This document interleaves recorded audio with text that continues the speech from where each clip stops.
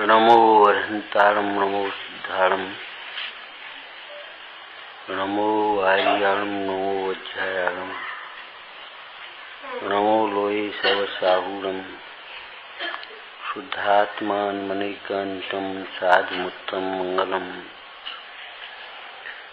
वंदे संदृष्टसिद्ध्यर्थं संदृष्ट्यर्थप्रकाशकं मंगलम भगवान वीरो मंगलम गौतम गणे मंगलम कुंड कुंडाद्यो जैन धर्मोस्तु मंगलम सर्वमंगल मांगल्यम सर्वकल्याणकारकम प्रधानम सर्वधर्माणां जैनम जयतु शासनम नमः समयसाराय स्वानुभूत्या चकास्ते चित्स्वभावाय भावाय सर्वभावान्तरच्युते मंगलमय मंगलकरण वीतराग विज्ञान नमः ताहि आते भई अरहंत आदि महान। आचार्य कल्प पंडित टोडरमल जी विरचित मोक्ष मार्ग प्रकाशक सातवां अधिकार व्यवहाराभासी। असत्य श्रद्धान आदि ही जीव को दुख का कारण है। सम्यक श्रद्धान ज्ञान चारित ही जीव को सुख का कारण है। पुण्य पाप के उदय में मिलने वाली ये जो सामग्री है वह सचमुच जीव को सुख दुख का कारण नहीं है।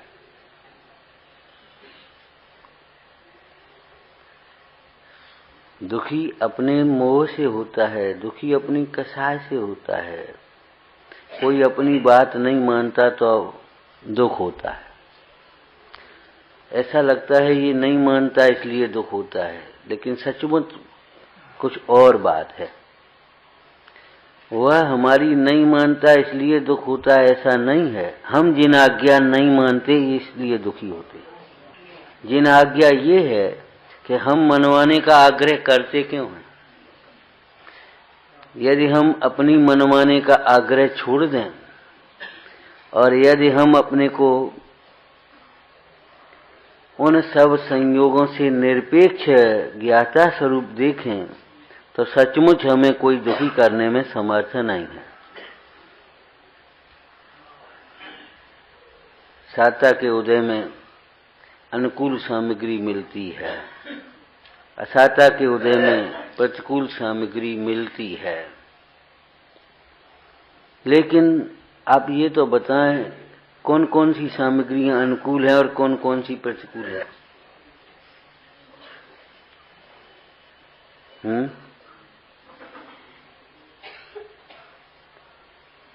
दिन रात इष्ट और अनिष्ट की कल्पना करने वाले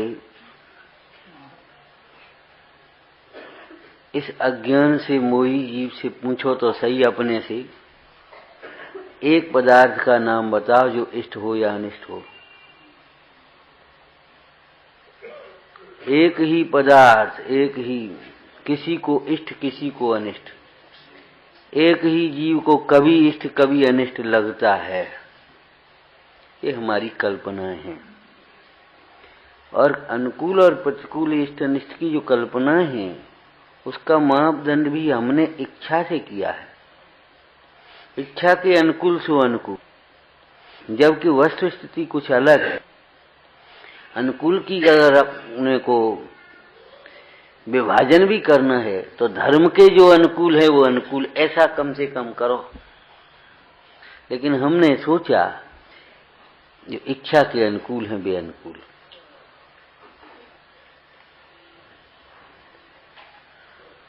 इच्छा के अनुकूल सो अनुकूल, इच्छा पाप है तो इच्छा के अनुकूल को अनुकूल मानना वह भी पाप हुआ।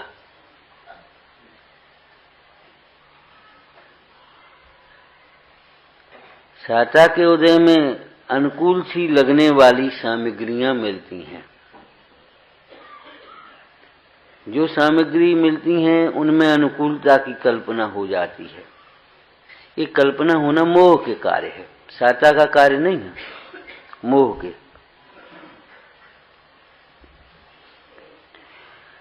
लेकिन सचमुच साता और असाता के उदय का कार्य मेरे में तो नहीं है। ज्ञानी को वही स्थिति हो तो जानता है ये पाप के उदय का कार्य है, यह पुण्य के उदय का कार्य है। अज्ञानी उसमें मेरापन जोड़ता, मेरे पुण्य का उदय, मेरे पाप का उदय। अरे भाई, पुण्य का उदय और पाप का उदय, कर्म का उदय एक शब्द में कहें तो कर्म में ही तो होता है। कर्म का उदय जीव में कहां से होगा? जीव में तो सदाकाल ज्ञान का उदय है।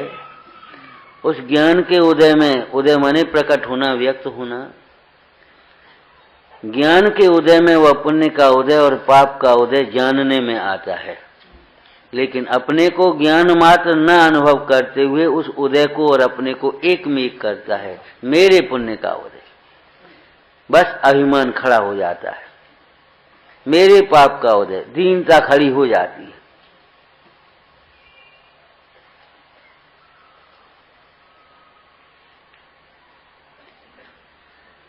ज्ञान के उदय को हम नहीं देख पाते। दर्पण में झलकती हुई अपने इन प्रतिबिंबों को तो देखते हैं, लेकिन उस स्वच्छता को नहीं देख पाते।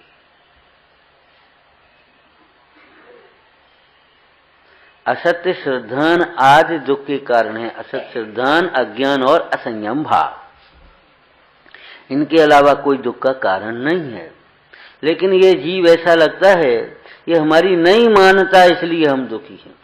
अरे नहीं मानता, वह अपना परिणमन करने के लिए स्वतंत्र है, तो तू भी मोह में क्यों पड़ा है? तू भी अपना परिणमन करने के लिए स्वतंत्र है। देह रोग रूप परिणमन के लिए स्वतंत्र है, तो तू भी राग रूप परिणमन करने के लिए मजबूर नहीं है, पराधीन नहीं है। दुखी होने के लिए कोई तेरे पास दबाव नहीं है कि दुखी होना पड़ेगा। तो भी वेद ज्ञान के बल से आनंद का वेदन करने के लिए स्वतंत्र है। अपनी स्वतंत्रता का सदुपयोग कर भाई।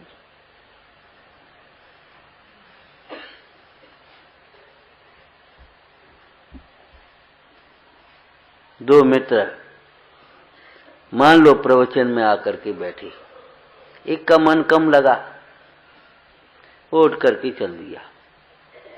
अब वह उठ करके जाने के लिए स्वतंत्र है, तो तू भी उसके राग में पीछे पीछे क्यों लगा फिर रहा है? तू बैठा रह ना। लेकिन बस उठ करके स्वयं गया और जा करके झल्लाया, गए काय को थे, तुम्हारी वजह से हमें और आना पड़ा।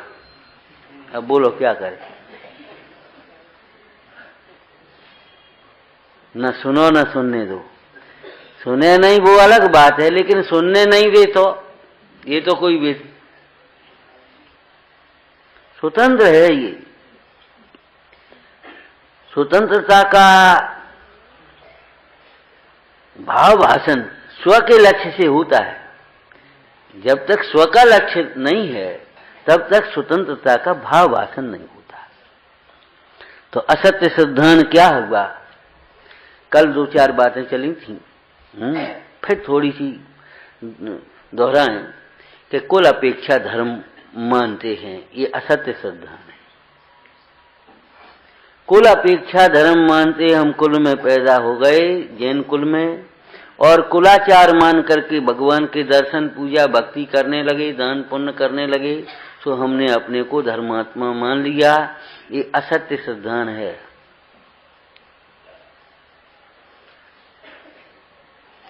ये मोक्ष मार्ग तो है ही नहीं, सुखी होने का उपाय तो है ही नहीं, मोक्ष मार्ग का व्यवहार भी नहीं है। अभी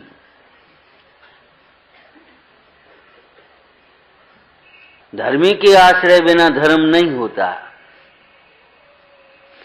अपने धर्मी की जब तक पहचान नहीं तुझे, तब तक धर्म कहां से आएगा? इस प्रसंग को पढ़कर क्या करना चाहिए? कुल परंपरा से अपने को धर्मात्मा ना माने। पंडित जी ने क्या बात कही कल जो आई थी, हैं कि अपने कुल में यदि कोई जिनदेव की आज्ञा अनुसार भी प्रवृत्ति होती हो तो कुलाचार जानकर देखा देखी नहीं, उसका निर्णय करके भली प्रकार से तब उसमें प्रवृत्ति, मतलब तत्व निर्णय पूर्वक जब वह प्रवृत्ति हो तब वह मोक्ष मार्ग का व्यवहार बनेगी। जिनदेव का दर्शन, जिनदेव की भक्ति, पूजा प्रभावना आदि कार्य, दान संयम आदि की ये सब मोक्ष मार्ग के निमित्त भी तब बनेंगे जब मोक्ष मार्ग का लक्ष्य होगा, तब भेद ज्ञान होगा, तब बिना भेद ज्ञान के भी मोक्ष मार्ग के निमित्त भी नहीं है, व्यवहार भी नहीं है। ये बात यहां समझने की है।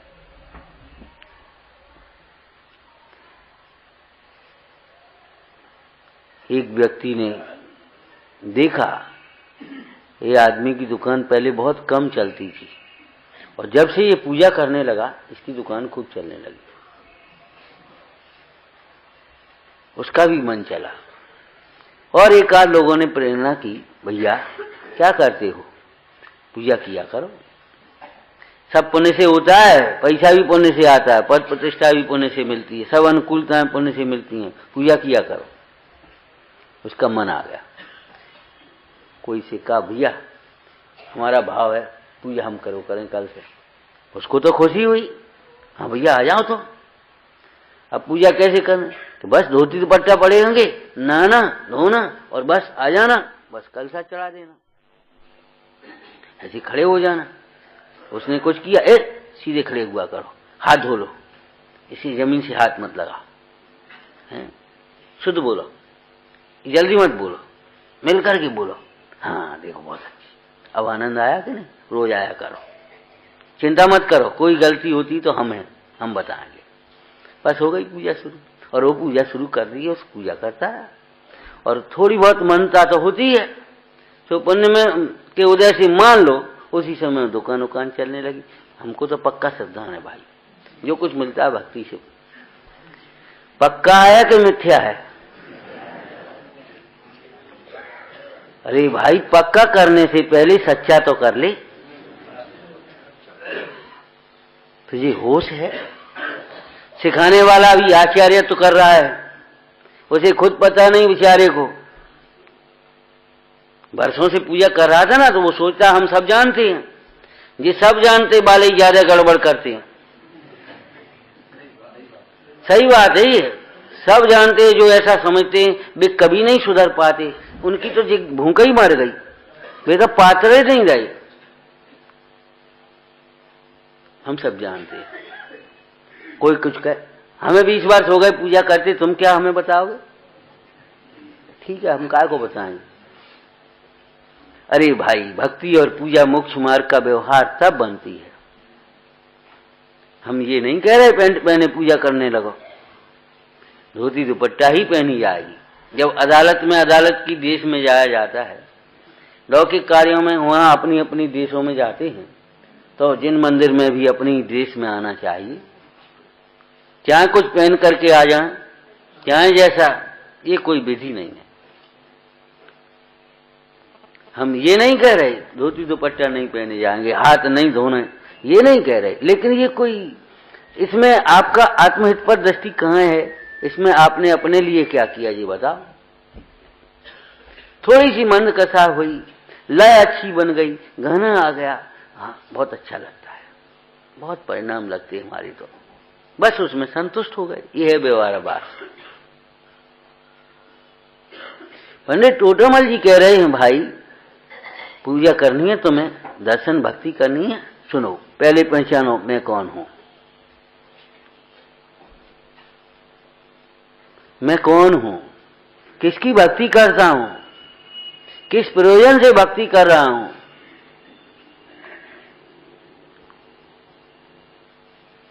पंडित जी ने आगे भक्ति के प्रसंग में, इसमें अरहंत भक्ति के प्रसंग में एक वाक्य लिखा। प्रश्न पूछा, अज्ञानी को भक्ति विशेष होती है कि ज्ञानी को? अधिक किसको होती है? प्रश्न था अधिक किसको होती है? टोटोमल जी जवाब क्या देते? सच्ची भक्ति ज्ञानी को होती है।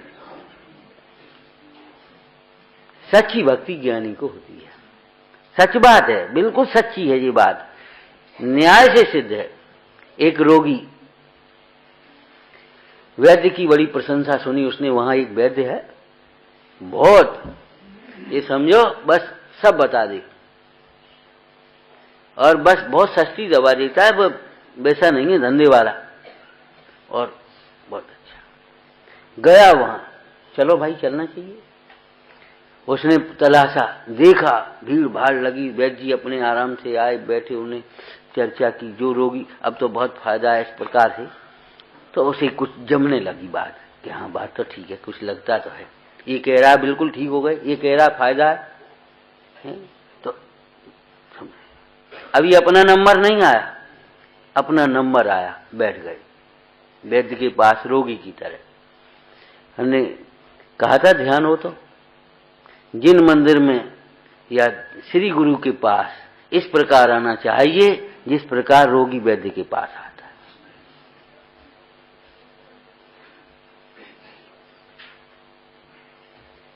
अब वो रोगी आया, बहुत दिनों से परेशान था, जगह जगह उल्टे सीधे इलाज किए थे। तो रोगी आया, बोलो क्या बोलेगा, कौन सी किताब में से देख करके बोलेगा, वैद्य जी साहब हम तो थक गए, बड़ी आशा से आए हैं, बड़ी दूर से आए हैं, नाम सुन करके आया आपको, अब तो आप ही हो हमारे लिए शरण हो। देखो कितनी बढ़िया भक्ति है। कभी ऐसे आपने भगवान से कहा, इस तरह से भाषा में आप भगवान से बोले कभी? क्यों भैया क्या बात है, लाइट कम पड़ रही? अच्छा कर लो, ऊंचे पर रख दो, सब जने देख लेंगे।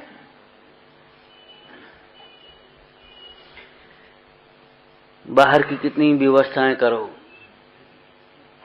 अधूरी की अधूरी रहेंगी। मुख्य मार्ग की सबसे सुंदर व्यवस्था है कि व्यवस्थाओं से निरपेक्ष। कितना ही बड़ा पंडाल लगाओ, छोटा पड़ सकता है। कितना ही बड़ा आश्रम बनाओ, कितनी बड़ी व्यवस्था बनाओ, कम पड़ेगी। लेकिन निर्ग्रंथों की शरण किसी के लिए कम नहीं, चाहे कोई यहां, चाहे कितने यहां। जिनके पास कोई व्यवस्था नहीं है वे 3 लोग के लिए शरणभूत है, कि बाहर की व्यवस्थाएं छोड़ करके आराधना के लिए आ जाओ।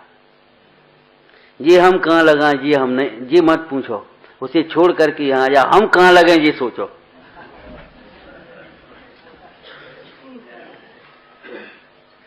हम कहां लगे ये सोचो, ये कहां लगाएं ये मत सोचो। उसका परिणमन करने वाले तुम कौन हो? खूब अकल लगाओ, लेकिन फिर भी उसका परिणमन जो होता है वही होता है। साहब विकल्प तो आते हैं, विकल्प आते हैं, आएंगे राग के अनुसार और रुचि के अनुसार। क्या मतलब? भोगों की रुचि है तो भोगों में लगाने के भाव आते हैं। मंदिरों में भी आए, धर्म स्थान में भी आए तो भोगों में लगाने के भाव आते हैं।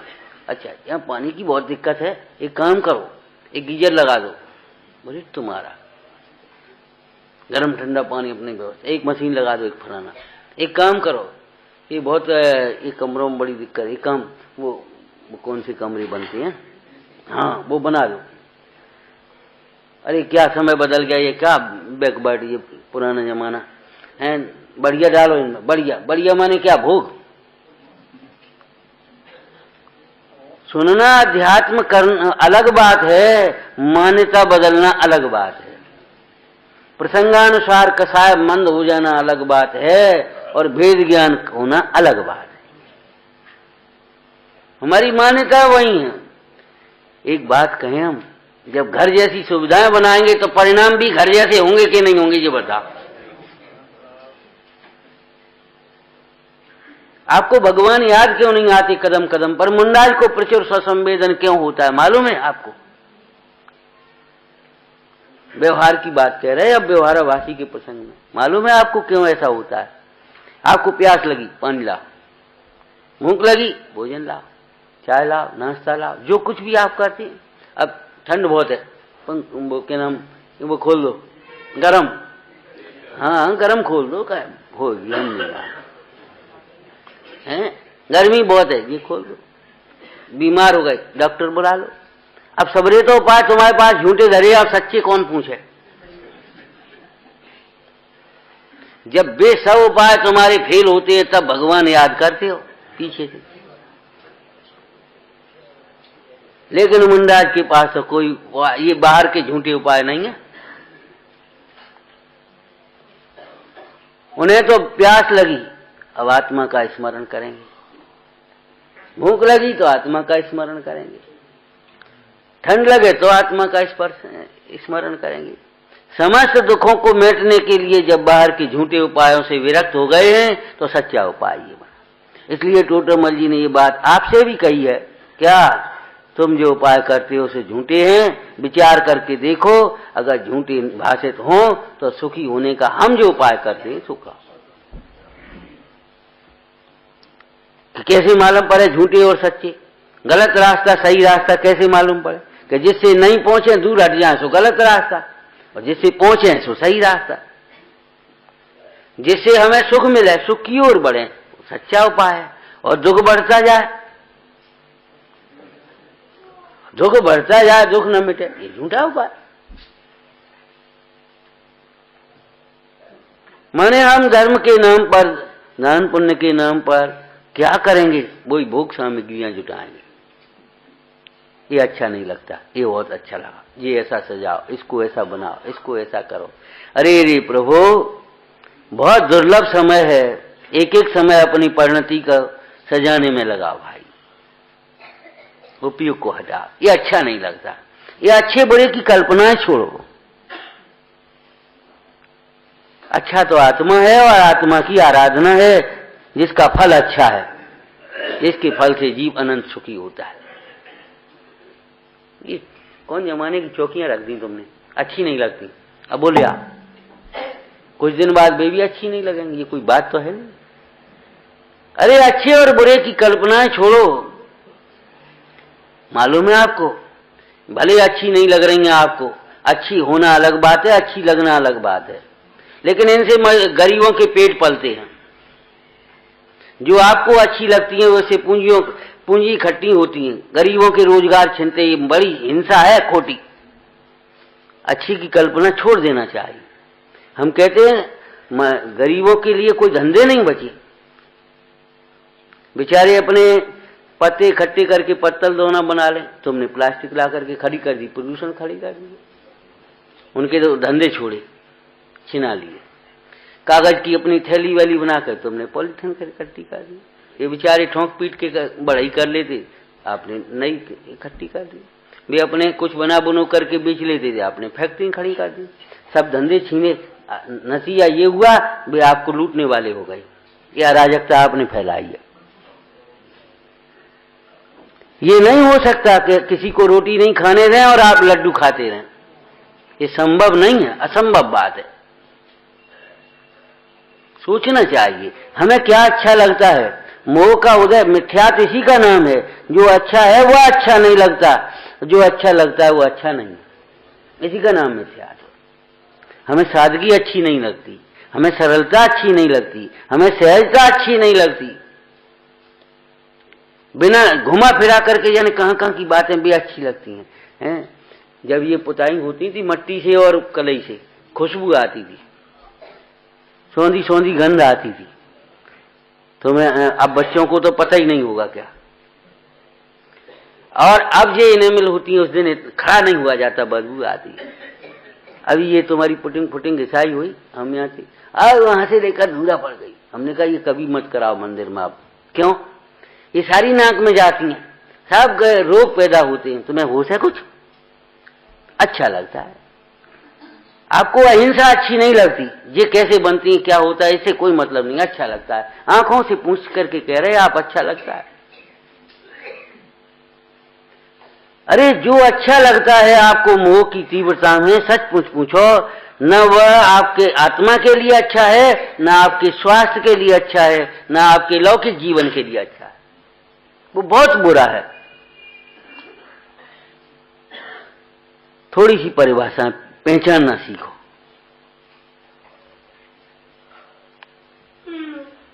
एक बुरी कहावत थी, मेरो पेट हाउ मैं न दो काऊ। ऐसी दशा हो गई।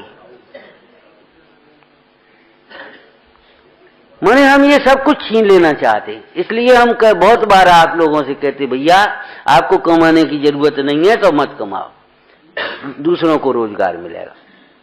और आप अपने धर्म ध्यान में लगो। जितना कमाने की जरूरत है उतना कमाओ, ज्यादा मत कमाओ, दूसरों को करने दो। आप क्या लेना देना आपको? आप अपने ये धर्म ध्यान में अपना चित्त लगाओ।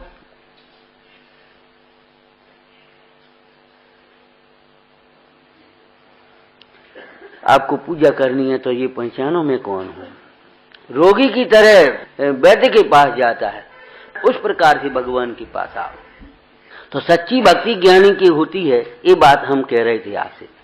तो जब उसका नंबर आया रोगी का, वैद्य के पास बड़ी आशा से आए। कौन सी किताब में देख करके पढ़ी? अपने आप निकली उसकी भाषा, और उसने देखा भला, उसको बड़ा आनंद। हाँ, और जब उन्होंने देखा भैया कब से है, क्या खाते पीते, क्या करते, ये तो बहुत ऐसा बात तो दीजिए, तुम कर क्या रहे इतने दिन से। मैंने जब निदान किया, अवस्था बताई रोग की, हाथ पांव टूटते होंगे, सिर गर्म रहता होगा, पैर ठंडे हो जाते होंगे, पेट साफ होते तो हैं। ओ बिल्कुल ठीक। तो अवस्था का और निदान का जब वर्णन किया तो सचेत हो गया, बात तो ठीक है। विश्वास बढ़ने लगा, श्रद्धा उसकी वैद्य के प्रति बढ़ने लगी। और तो साहब अब बताओ आप क्या करें? कुछ इलाज किया कि हाँ ये सब बंद करो, ये सब बंद करो, तुम जो उपाय करते हो झूठे हैं। देखो है वैद्य की शैली। और अब देखो ये लेना। और जब जाकर के ली एक खुराक उसने, ओहो आज तो बहुत राहत मिल रही है। वो तुम्हारे पंडित जी हैं, 2 दिन 3 दिन काढ़ा पिया, बोले ऐसे तो जिंदगी में नहीं हुआ था हमें इतना लाभ। तमाम गोली भगी हमने।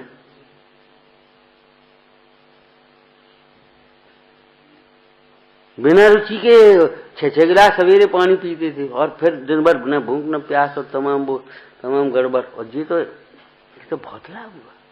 अब बता उस श्रद्धा में कितना अंतर होगा। पहले नाम सुना था तब, और जब उसने वो दवा ली और लाभ हुआ तब, श्रद्धा में कितना अंतर है। ऐसे ही भगवंतों के बारे में हमने सुना था, लौकिक दृष्टि से हमने देखा था, वो श्रद्धा कोई श्रद्धा है? जब हमने भगवंतों के द्वारा अपने स्वरूप को पहचाना और हमारा दुख दूर हुआ, हमें सुख हुआ, तब हमें ये विश्वास जगाओ हो तुम ही निमित्त कारण इलाज।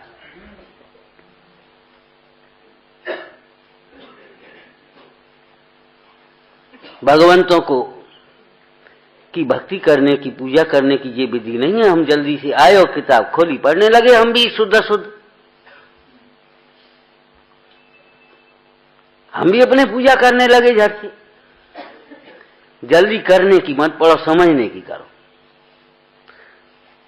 लौकिक कार्य में भी टोटमल जी आगे कहेंगे, भाव भाषित होगा। अगर उसका अभिप्राय समझेगा तो एक आदमी काम सुधारेगा, और अभिप्राय नहीं समझेगा तो वो काम बिगाड़ेगा। और प्राय ऐसी होता है, शब्द पकड़ते हैं, अभिप्राय नहीं समझते। और हम सब समझते, ये अहंकार समझने के लिए आपको उद्यमी नहीं होने देता, वो हम सब समझते हैं। फिर समझाने की ओर तुम्हारा उपयोग हो जाता है, दूसरों को सुधारने की ओर उपयोग। आपको लगता ही नहीं है, न निर्दोष स्वरूप दिखता है, न परिणति में होने वाले दोष दिखते हैं, कुछ नहीं दिखता। बस इच्छा की पूर्ति नहीं हुई सो दुखी हुए, और इच्छा की पूर्ति हो गई सो बस आनंद है। अब ठीक है। जब तक ये पद्धति आपकी चिंतन की रहेगी, तब तक आप इस मार्ग में प्रवेश में पात्र नहीं हो पाएंगे। पंडित जी कहते भक्ति का ये विधान है, मैं कौन हूं? तो क्या मैं तो आत्मा हूं, ज्ञाता स्वरूप हूं? कि ये तो तुम भगवान के पास आकर के कहने लगे हो, अभी सुन करके पढ़ करके किसकी भक्ति कर रहा हूं। अब जब भक्ति करने की बात है तो दो ही नए से देखना चाहिए, मैं कौन हूं? कौन हूं? शुद्ध आत्मा हूं, सच्ची बात है, ज्ञाता स्वरूप हूं, अनंत गुणों से परिपूर्ण हूं, भगवान के समान हूं, भगवान हूं, शाश्वत परमेश्वर हूं, बिल्कुल ठीक बात है, लेकिन कौन हूं बताओ? अनादिकाल का भूला भटका प्राणी, अनादिकाल का भूला भटका प्राणी।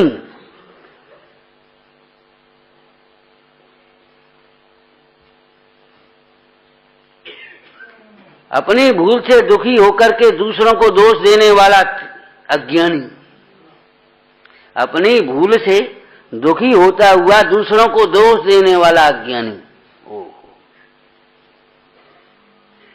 अब किसकी भक्ति करें? किसके सामने खड़े हैं? किसकी भक्ति करता है? जो सर्व दोषों से रहित हुए हैं, सर्व गुणों से संपन्न हुए हैं, मोह से रहित हैं, अज्ञान से रहित हैं, रागादिक भावों से रहित हैं, और इनसे होने वाली पामरता से रहित हैं, दुख से रहित हैं, निर्बलता से रहित हैं। भगवंत, इनकी भक्ति काय के लिए, किस प्रयोजन से भक्ति कर रहा हूं? ऐसा ही सुख मुझे मिले। वैद्य के पास क्यों इस प्रकार से बोल रहा है? क्यों उसने हाथ जोड़े हैं? वैद्य जी साहब प्रणाम।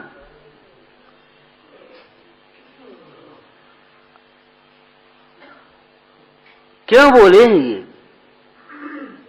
निरोग होने के लिए। भूला भटका प्राणी अपनी भूल से दुखी और दूसरों को दोष देव है। अरे इस भूल को मिटने के लिए आया। आलोचना पाठ की लाइनें आपको याद हैं? सुनिए जिन अरज हमारी, हम दोष की अत भारी, तिनकी अब निर्वृत्ति काजा, तुम शरण लई। इसलिए हम आपके पास आए। हम दरिद्रता मिटाने नहीं आए हैं, हम दोष मिटाने आए हैं। हम शरीर के रोग मिटाने नहीं आए हैं, हम राग मिटाने आए हैं। क्योंकि रोग दुख का कारण नहीं है, दरिद्रता दुख का कारण नहीं है, मोह राग अज्ञान भाव दुख के कारण है। कभी सोचा इस प्रकार से? अगर नहीं सोचा तो कहां से भक्ति उमड़ेगी तुम्हें? अरे कोई दवा कितनी अच्छी हो, एकदम बहुत शास्त्रोक्त बहुत अच्छी दवा बनी हो, लेकिन आपके तीव्र साता के उदय में उस दवा से आपको लाभ नहीं हो, और हम कहें वो दवा तो बहुत अच्छी है, आप क्या कहेंगे? होगी, हमें तो कोई लाभ नहीं मिला, हम तो ली। दवा अच्छी है, लेने वाला भी अच्छा होना चाहिए, और विधि भी अच्छी होना चाहिए। चिकित्सा विज्ञान के सूत्र हैं ये, हैं योग्य वैद्य हो निष्प्रही, योग्य और निष्प्रही वैद्य, निर्दोष औषधि, आज्ञा पालक रोगी, समझ करके आज्ञा पालने वाला। वैसे ही नहीं कि पर्चा ये लेना, उसने पर्चे उठा करके घोंट के पिया, समझ करके आज्ञा पालन करने वाला, माने उस पर्चे के द्वारा कही गई वो औषधि लेनी है योग्य विधि से। और स्नेही परिचारक, अप्रमादी परिचारक, तब रोग के निरोग होने की विधि बनती है। सचमुच भवरोग, एक शरीर के रोग के इलाज के लिए भी इतनी सावधानी चाहिए, तो भवरोग का इलाज फोकट में नहीं होता कि बस आए और सुने और चले अपने, बस ठीक है, फोकट में नहीं होता।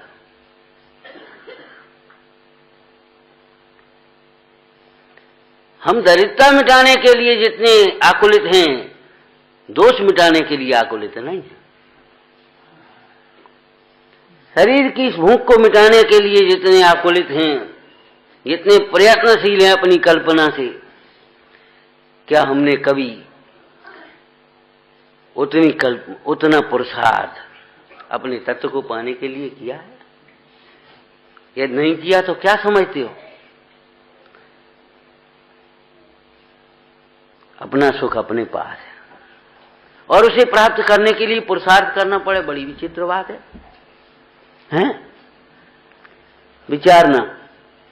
अपन अपने घर से, लौकिक घर की बात कर रहे दृष्टांत में, दूर हैं तो घर आने के लिए पुरुषार्थ करना पड़ेगा, ये बात तो समझ में आती है। लेकिन अपन अपने घर में बैठे हैं, अरे रे घर में बैठे ये कब लगता है? जब अपनी कल्पना के घरों में बैठे होते हो। घर जाने की आकुलता मत करो, जहां बैठे हो वहां अपना घर देखो। समझ गए? जहां बैठे हो वहां अपने घर देखो। सुकुमार सुकुमार दशा का वर्णन हम नहीं कर रहे। सरसों का दाना चुभे, घी के दीपक की रोशनी से आंखों में आंसू टपके, सहन नहीं कर पाए, इतना सुकुमार। और जब वो दीक्षा लेकर के गया है, सियालनी भक्षण करने लगी, ऐसे चूटने लगी। आपको यहां थोड़ा सा कष्ट हो, अरे बेकार आए, जैसे तो घर ही ठीक थे। सोच है आपका ये। उनको घर की याद नहीं आई। क्यों नहीं आई? क्यों नहीं आई बताओ आप? वे देखते थे हम अपने घर में हैं, और जैसे सियालनी चूथ रही है वो हम नहीं हैं। घर की याद क्यों नहीं आई? कहीं घर में रहते हुए भी घर की याद आती है? आपने कल्पना की है वो घर, और वहां सब सुख सुविधाएं देखी, अरे बेकार आए। जरा सी असुविधा, ऐसा लगता है जैसे घर में वैकुंठ नहीं मोक्ष हो।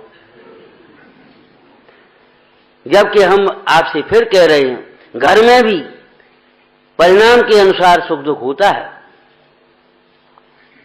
घर में भी उदय के अनुसार अनुकूलता प्रतिकूलताएं होती हैं। यहां भोजन में अगर कोई असुविधा हो जाए, अरे बेकार, घर में अच्छी, अपना घर अपने चाहे कुछ खाओ। वो स्वच्छंदता के लिए घर ढूंढता है, लेकिन घर में भी चाहे कुछ खाने के लिए आप स्वतंत्र हैं? ईमानदारी से बताओ।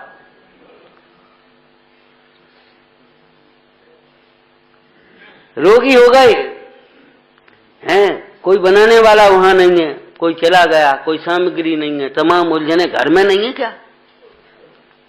अरे अनुकूलताएं प्रतिकूलताएं तो उदय के अनुसार घर में, जंगल में, सब जगह हैं बाहर की, लेकिन इनसे सुख दुख का क्या संबंध? घर में होते तो ये नहीं होता। यहां आए सोशियालनी भक्षण करने लगी, अरे बेकार आए। बेकार आए लगता है तुम्हें? किस कार्य के लिए आए हैं ये सोच रहे हैं? जिस कार्य के लिए आए हैं परी से सहन करते हुए वे उस आत्माराधन में तल्लीन रहे। मार्ग कोई अलौकिक मार्ग है।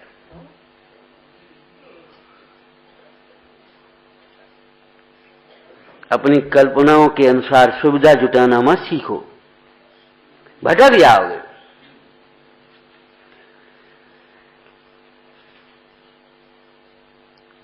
निर्णय करके अपना हित साधना सीखो, तो भक्ति कैसे होगी आपकी विचार करो। जब आपको भगवंतों के द्वारा दर्शाए गए शुद्ध आत्मा को समझने से आत्मा का आनंद प्रकट हुआ, वहां उपयोग नहीं लगा है, हटा वहां से, तब आता ओहो वाह प्रभु। और क्या भावना जगती है, धन्य है ऐसे उपयोग, अपने स्वरूप में निश्चल लीन है, ऐसी दशा हमारी कब हो। ज्ञानी की भक्ति सच्ची होती है, सहज होती है, उत्कृष्ट भक्ति होती है, और निष्काम भक्ति होती है। वह भक्ति सराग अवस्था में भी जो भक्ति है वह परंपरा मुक्ति का कारण कहलाती है। क्यों? कि राग पर उसकी दृष्टि नहीं है, राग पूर्ति के लिए वो भक्ति नहीं कर रहा, भक्ति के काल में भी राग के अभाव की भावना भा रहा है, राग से भिन्न अपने भगवान को देख रहा है, राग से भिन्न अपने स्वरूप को देख रहा है। तो जो ये विकल्पात्मक भक्ति की प्रक्रिया है वो व्यवहार कहलाती है। और नहीं तो देखा देखी हम भी पढ़ने लगे, और देखा देखी हम करने लगे, और सोचने लगा बस अब हम भक्ति करते, भक्ति व्यवहार है। और जो नहीं मान लो, ये लोग भक्ति कुछ करते नहीं है, अरे व्यवहार भी तो कोई चीज होती है, होना चाहिए। ओ हो, व्यवहार कैसा होता है, कैसे होता है, किस लिए होता है, ये कुछ खबर नहीं।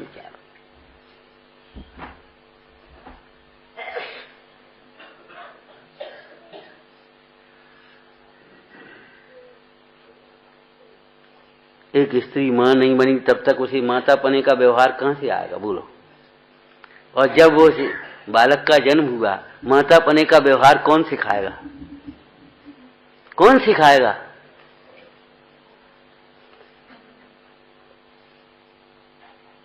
कोई सिखाएगा? जब ज्ञानी होते हैं तब ज्ञानियों का व्यवहार आता है, ज्ञानी जैसा व्यवहार स्वयं ही प्रकटता है। उस व्यवहार में हे पने का श्रद्धान होने पर भी व्यवहार योग्य होता है, और अज्ञानी उस व्यवहार को परमार्थ मानता है, सब कुछ मानता है, सुख का कारण मानता है, धर्म मानता है, तो भी उसे उस प्रकार का व्यवहार नहीं आ पाता। केवल व्यवहार का पक्ष, व्यवहार का ठिकाना नहीं बेचारे को।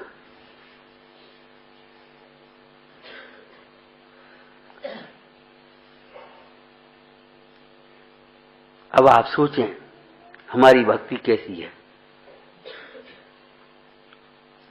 हमारी भक्ति कैसी है। यदि ऐसी है तो बहुत सुंदर बात है, और नहीं है तो ऐसी होने के लिए प्रयत्न करें, शिकायत नहीं करें।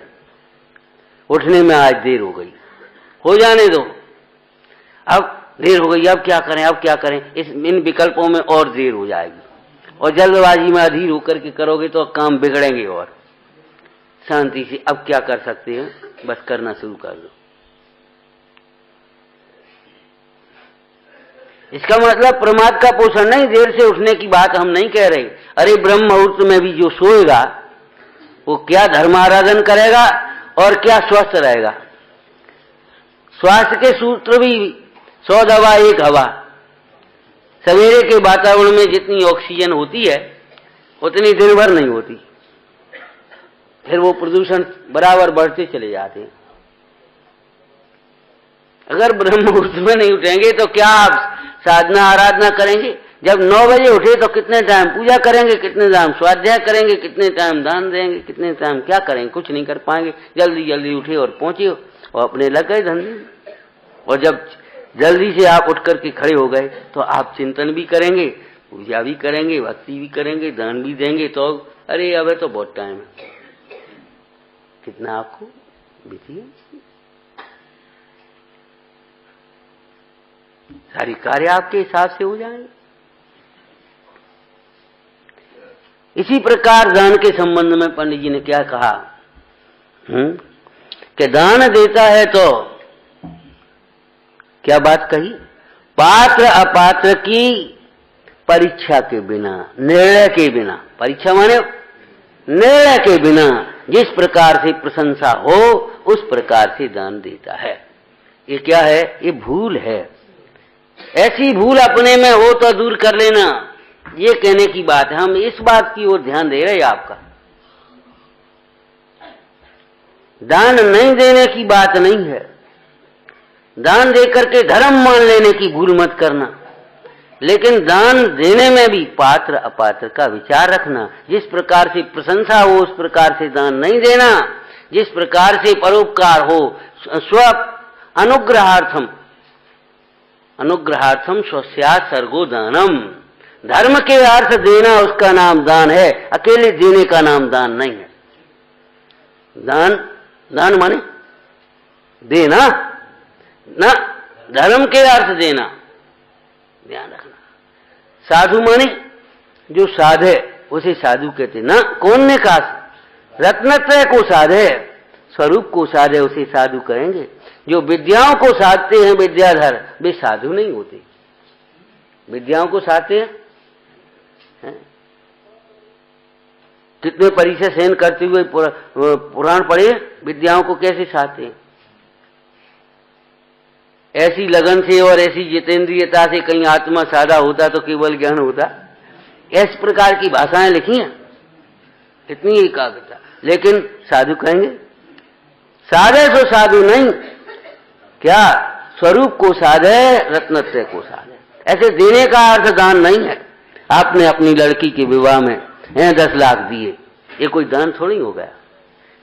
धर्म के अर्थ देने का नाम दान है। अब इसको धर्म के अर्थ कहें, धर्म के लिए, तो इसका मतलब धर्मात्मा जो होगा वही धर्म के लिए देगा। धर्मात्मा को धर्म भावना से धर्म साधन के लिए हैं, क्या कहा? धर्मात्मा का देने वाला भी धर्मात्मा है और लेने वाला भी धर्मात्मा है।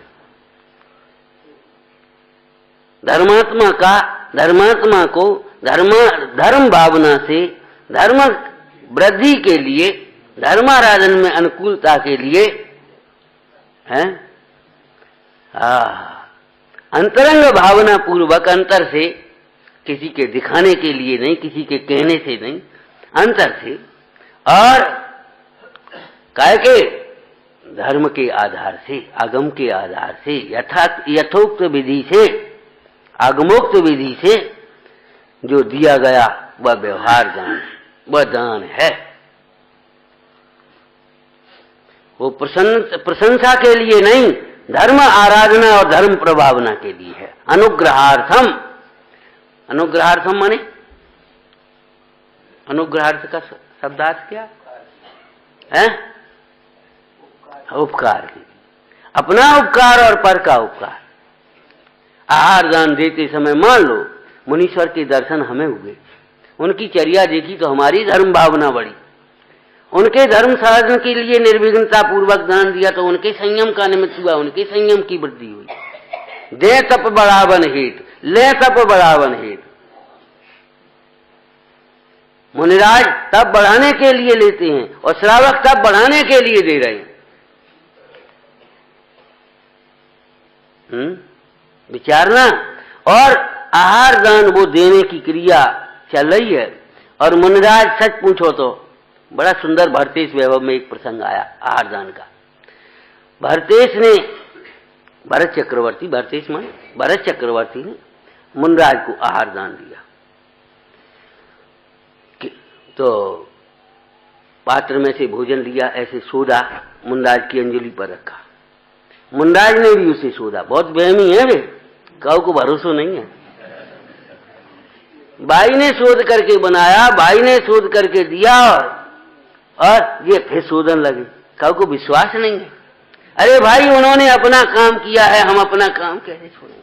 वो भले छना हुआ तुम्हारा बोरिंग फिल्टर लगा है, लेकिन आप अपना छन्ना कैसे छोड़ रहे हैं? आपको अपना छन्ना तो लगाना ही चाहिए। ये कोई विधि नहीं, ये तर्क नहीं है आपकी, वो छना हुआ फिल्टर है। फिल्टर स्वास्थ्य की दृष्टि से है छन्ना से छानना संयम की दृष्टि से है, अहिंसा के पालन के लिए। अभिप्राय अलग अलग है।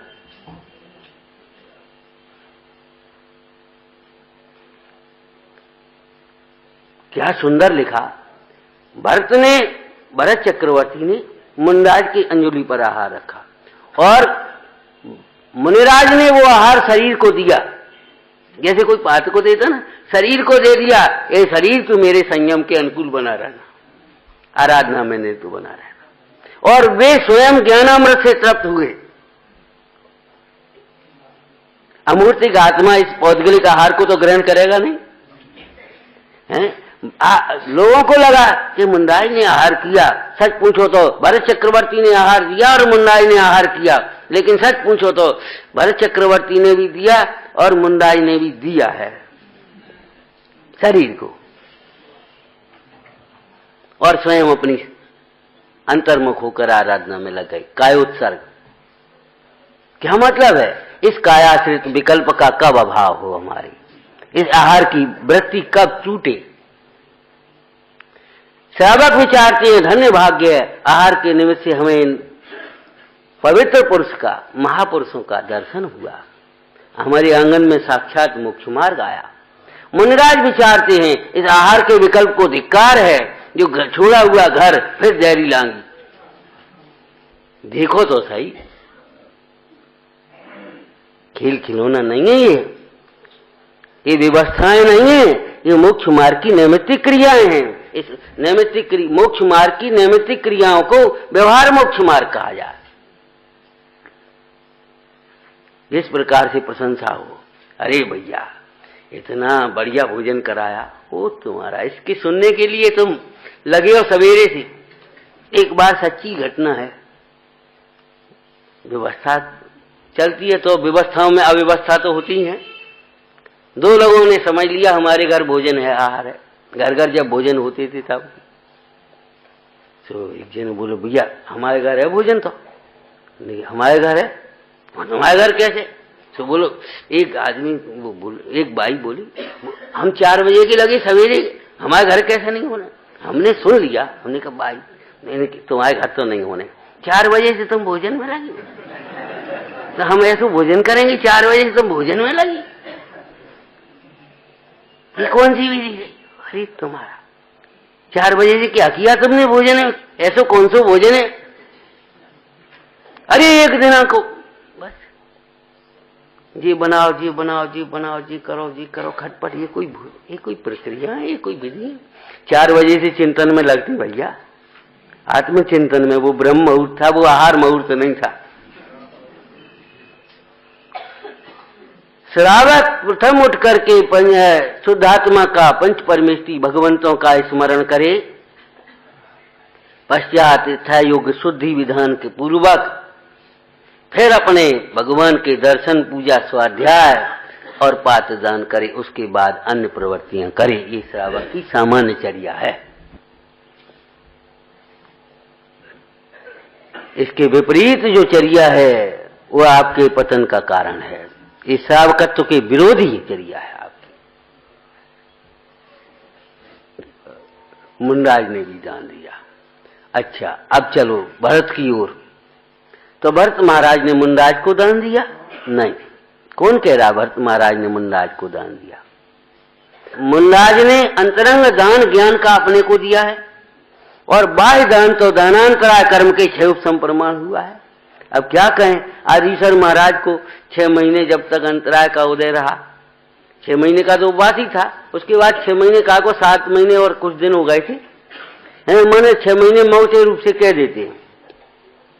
आहार नहीं दे सका, कोई दे नहीं सका। अरे न होते हुए कार्य को कौन देवे, जब तक उस प्रकार का 6 उपसम नहीं, कैसे उनको वो बाह्य दान की व्यवस्था बनाने वाले आप नहीं, देने वाले आप नहीं। वो एक एक परमाणु की योग्यता स्वतंत्र है। परमार्थ और व्यवहार में उनके दानांतराय कर्म का 6 उपसम, और आपका निमित्त बना तो लाभांतराय कर्म, उनका लाभांतराय कर्म का 6 उपसम और तुम्हारे दानांतराय कर्म का 6 उपसम। आप देने लेने वाले कौन है? भरत चक्रवर्ती ने सचमुच विशुद्धता का दान अपने को दिया। मुंडराज को देख देख करके प्रमुदित हो रहे, आनंदित हो रहे। उनको आहार को देख देख करके, विचक्षण पुरुष हैं तो वे आहार की क्रिया को भिन्न देख रहे हैं और मुनीश्वर को भिन्न देख रहे हैं, अनाहारी देख रहे, ज्ञाता स्वरूप देख रहे हैं। और ऐसे ज्ञाता स्वरूप की प्राप्ति के लिए, ऐसी पवित्र दशा की प्राप्ति की भावना भाते हुए तो मुंडराज भरत चक्रवर्ती ने सचमुच तो उन्हें आहार नहीं दिया, उन्होंने विशुद्धता का आहार दान अपने को दिया। निश्चय से, परमार्थ से एक द्रव्य दूसरे द्रव्य को कुछ दे और ले, ऐसी व्यवस्था नहीं है, ऐसी व्यवस्था ही नहीं। कहां से इसमें प्रशंसा आ गई, कहां से मेहनतता आ गई, कहां से आसक्तियां घुस गई, समझ में नहीं आया। ये सब विकृतियां हैं।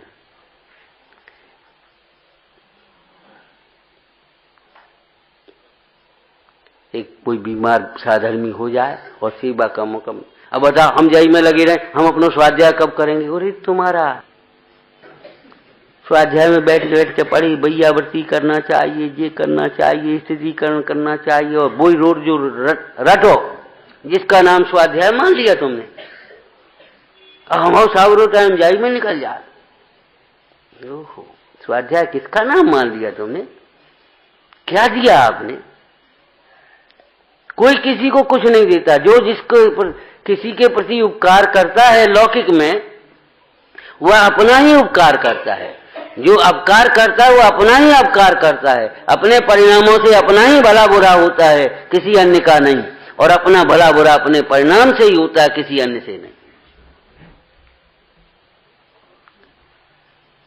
जब ये जीव दाता कौन होता है मालूम है? दाता कौन होता है? जो ज्ञाता होता है वही दाता होता है।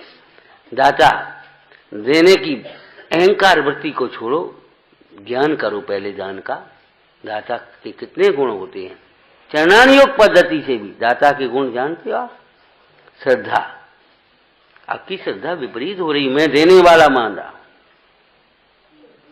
बहुत लोगों को देने में अभिमान आता है, लेने में दीनता लगती है।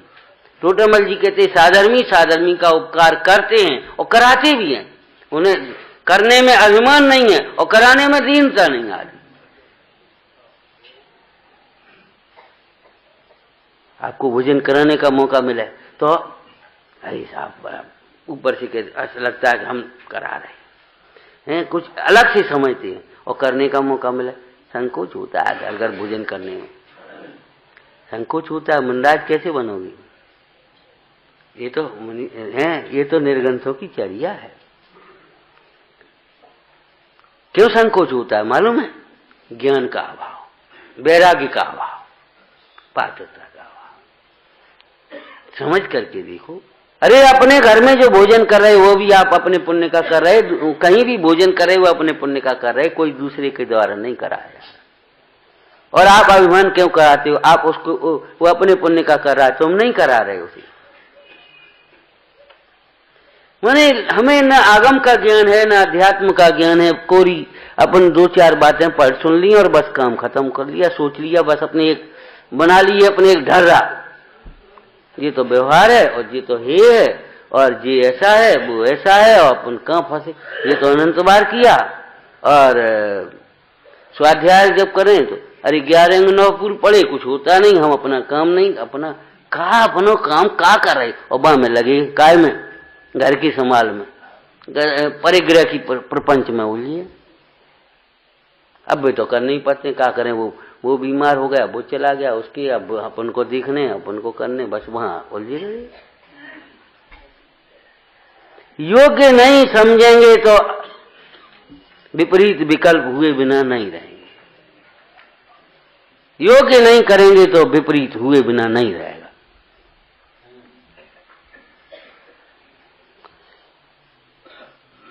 मोक्ष मार्ग की क्रिया है ना व्यवहार की, दान। ऐसे दान देने की विधि समझना चाहिए। दान देते समय ये सोचो हम अपने को दे रहे हैं, क्या दे रहे हैं? अरे साधर्मियों को भोजन करा, अपने को क्या मिला? कि आपने विशुद्धता का दान अपने को दिया है, तब आपका दान व्यवहार कहलाएगा। और अगर अपने विशुद्धता का दान नहीं दिया तो आपको व्यवहार नहीं, माने विशुद्धता आना चाहिए, भेद ज्ञान वर्तना चाहिए, जड़ चेतन की परिणति भिन्न होती होती दिखना चाहिए। हमने किया, हमने ऐसे किया, वो बन ही नहीं रही थी, फिर हम गए, विधि मिल गई। हम गए, हमने किया, ये किया, हमने और किया उसमें जोड़ रहे हैं और उसका श्रेय लेने की कोशिश हम कर रहे हैं। ये हमारी वृत्तियां विपरीत हैं। इसी प्रकार तब करता है तो भूखा रह करके केवल ये मान लेता है। हम पे भूखो नहीं रहो यार, हम पे। अरे भूखे रहने का नाम तप किसने दिया? तृप्त रहने का नाम तप है, क्योंकि जो तृप्त होता है उसको इच्छाएं उत्पन्न नहीं होती। जो भूख लगती है उसको कहां बुभुक्षिते किम न करोति पापम, भूखे को कहां तप है भैया? स्वरूप की आराधना के आनंद में तृप्ति होती है तो विषयों की चाह उत्पन्न नहीं होती, आहार की चाह उत्पन्न नहीं होती, उसका नाम तप है। और इच्छाओं के रोकने के लिए, में अभाव के लिए वह ज्ञान ध्यान में उपयोग लगाता है। इधर से कहें तो वो चनान योग पद्धति आ गई। तब काय के लिए है? तब काय के लिए है? एकांतवास काय के लिए है? वियुक्त सय्यासन काय के लिए है? स्वाध्याय काय के लिए है? ये प्रयोजन समझना चाहिए। तब इच्छाओं की पूर्ति के लिए नहीं, तब इच्छाओं के संपूर्ण अभाव के लिए है। हम तब अपनी इच्छाओं की पूर्ति के लिए, इच्छाओं के संपूर्ण अभाव के लिए तप है। कर्मों की निर्जरा के लिए है, निद्रा काम आदि को जीतने के लिए है, ध्यान स्वाध्याय की वृद्धि के लिए है ये तप।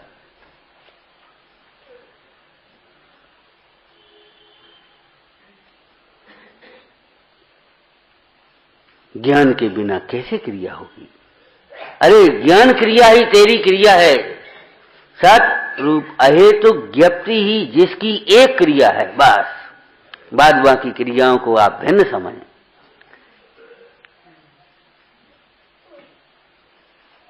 भौतिक क्रिया अलग है, रागादिक की क्रिया अलग है और ज्ञप्ति क्रिया अलग है। ज्ञप्ति क्रिया मात्र तक अपने को सीमित करें, उसके बाद स्वयं होती हुई भिन्न होती हुई देखें।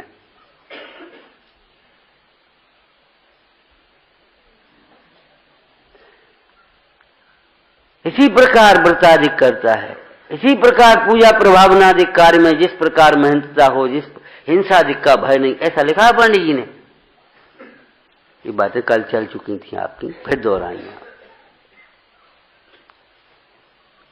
प्रभावना के कार्य कैसे होते हैं?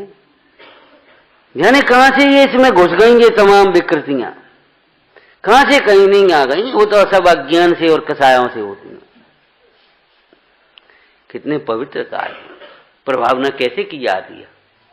आयोजनों से केवल प्रभावना नहीं होती, प्रभावना कैसे होती है? बोलो भैया, याद है कोई गाथा? इस अभी पुरुषार्थ सिद्धि पाए में से बोल रहे थे, आत्मा प्रभावनीयम रत्नत्रे तेषाम सततमेवा। अंतर्मुख उपयोग में जब आत्मा को उत्कृष्ट पने भाता है तो आत्मा का जो प्रभाव, उत्कृष्ट भाव प्रकट होता है, औपसमिक भाव, छायोपसमिक भाव, छायक भाव, उसका नाम प्रभावना है।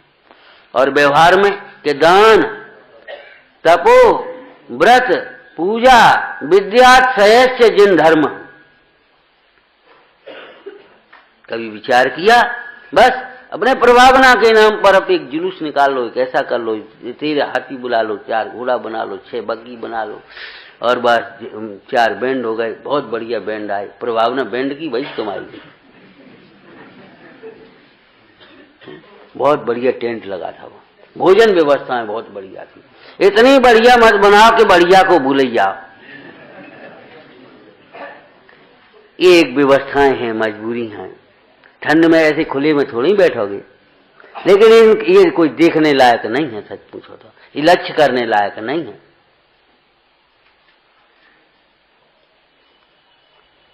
हम कहते इतनी स्टेशनरी खर्च होने लगी, रद्दी की तरह फिरती है।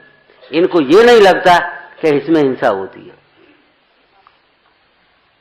एक कागज की फैक्ट्री किसी के यहाँ होगी और वो तमाम फैक्ट्री को सेठ बड़ी, महाराज देखो, बाबा जी बोले भैया ये हिंसा कर करके कहाँ जाओगे, ये बहुआरम परिग्रह जोड़ जोड़ के कहाँ जाओगे, क्या कर रहे हो तुम अपने लिए? हैं तुम 10-5 लाख दान दे देता, सोचत हम कछु हो गए, ऐसा नहीं है, ऐसा नहीं है भैया।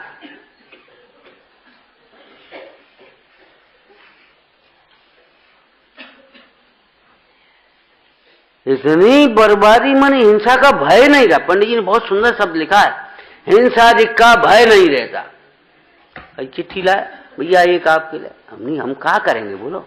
एक चिट्ठी मंदिर में लगी, सब लोग पढ़ लेंगे आराम से, बस काम खत्म होगा। अब एक एक के लिए एक एक इतनी बड़ी बड़ी, और जी बड़ी बड़ी इतनी सी, अच्छा इनने इतनी वो नहीं बनाई, अब हम इतनी बड़ी बनाए, हम इतनी बड़ी बनाए, हम 100-100 रुपए की, 150 रुपए की चिट्ठियां। इतने में एक गरीब आदमी की क्या कहें अब, लेकिन दिखता कहाँ है? दिखता नहीं। राग अंधा होता है सचमुच, राग में ज्ञान नहीं है, ज्ञान में राग नहीं है। और तत्व ज्ञान तेरो भावी रागादिक निरंकुशा, कहाँ लिखा? छत्र चूड़ामणि है, तत्व ज्ञान तेरो भावे रागादिक निरंकुशा। यहाँ तत्व ज्ञान तेरो भाव है, वह रागादिक निरंकुश हो जाते हैं। कौन अंकुश लगा? लोग कह रहे ना आप चले जाओ, फिर का कोई सुन तो है। सचमुच भीतर में ऐसा ही होता है। ज्ञान अगर थोड़ा सा तिरोभूत हो जाए तो बस रागादिक फिर कसायों के खेल निरंकुश रूप से चलते। इन रागादिक की वृत्तियों पर अंकुश लगाने वाला एक ज्ञान है, दूसरा कोई नहीं है भैया। ज्ञानाभ्यास करो, सोचो समझो, अपनी बुद्धि को गिरवी मत रखो। बहुमान के चक्कर में, बहुत मान में मत फंस जाना। मान पोषण के काम नहीं आना चाहिए। इनसे 21 होना चाहिए, इनसे 21 होना चाहिए। बहुमान भी होता है, ऐसा नहीं कि बहुमान, लेकिन बहुमान का अर्थ ये नहीं है कि पद के विरुद्ध कार्य हो, संस्कृति के विरुद्ध कार्य हो, ये कोई बहुमान नहीं है। मुनराज के लिए एक स्वर्ण आसन हम डाल दें तो ये बहुमान नहीं है, ये अनादर है, अज्ञान है। क्यों भाई? अरे साहब अपने महाराज इतने ऊंची आज हमने काट की पटाव है, सोने की चौकी डाल अपन बोले बहुमान साहब, कछ नहीं है। अब बहुमान तो आता है, अरे बहुमान आता है, उस बहुमान में ज्ञान भी तो बरतना चाहिए। बहुमान आता है और ज्ञान रखना चाहिए, विवेक रखना चाहिए। पूजा प्रभावनादिक के राग आते हैं, हम ये नहीं कह रहे नहीं आते, ये बात नहीं है, लेकिन उन कार्यों के काल में भेद ज्ञान रखना चाहिए।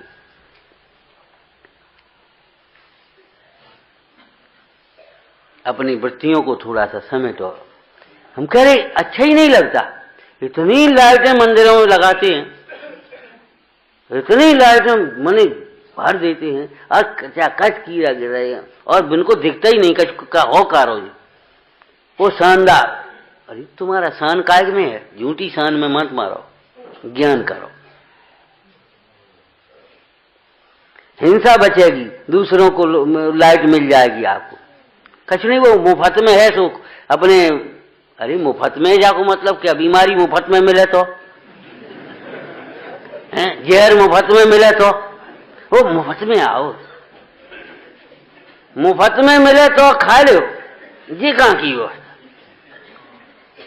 मैं तुम्हें पैसा खर्च होता है तो दर्द होता है, बाद बाकी तुम्हारी अहिंसा मिटती है, संस्कृति मिटती है, तुम्हारा सिद्धांत मलिन होता है, परिणाम मलिन होती है, तो तुम्हें कुछ नहीं लगता।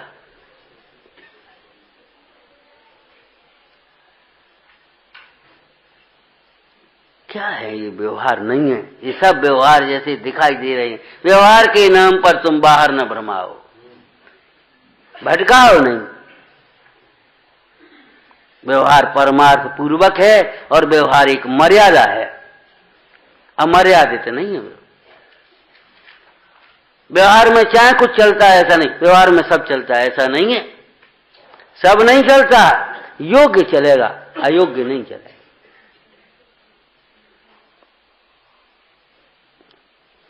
मने ऐसा लगता है बाहर हमारी दृष्टि एकदम बस रुक गई, बहुत अच्छा बहुत अच्छा, क्या अच्छा।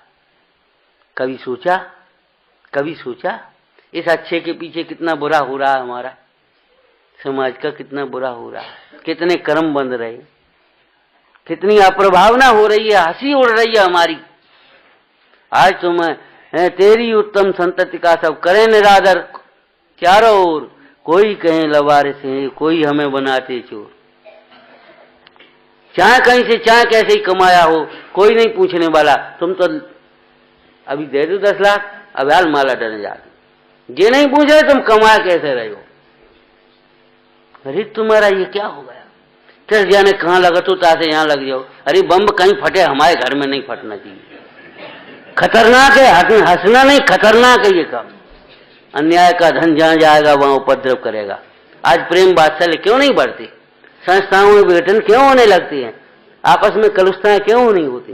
टोटमल जी कहते 50 सदा सुखदास जी 50 वर्ष साथ सुनते हो गए तो ये प्रवेश क्यों नहीं हो रहा, जीवन में आ क्यों नहीं रहा संतोष।